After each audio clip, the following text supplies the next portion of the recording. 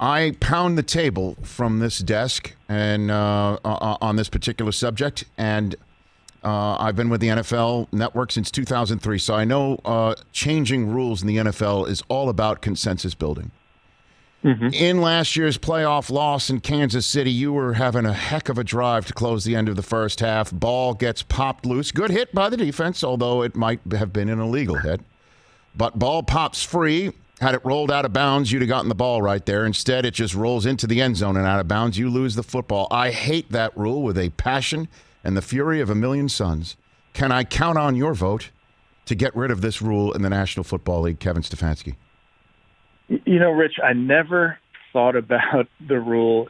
I knew what the rule was. I know how penalizing it is when it happens. Right. So I just focused on coaching the guys not to reach it over unless, especially in a crowd, unless it was fourth down or something.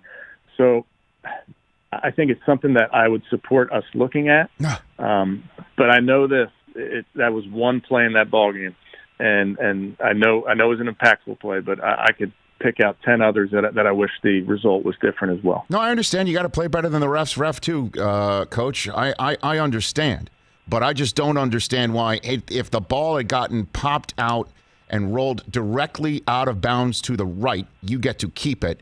But because it rolls a little bit further and through the end zone, you don't.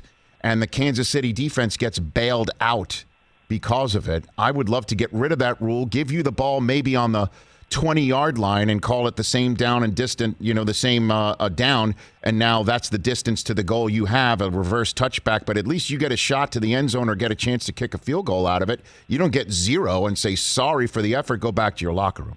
I hate that. I think it will if we frame this as the Rich Eisen resolution, yes, sir. I think it's got a chance.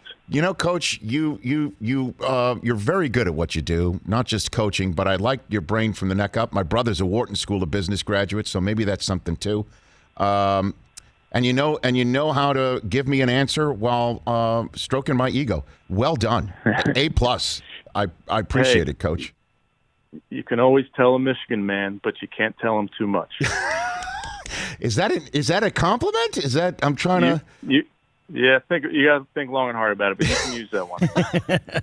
Hey, you watched all the way to the end. Thanks for that. Watch more right here.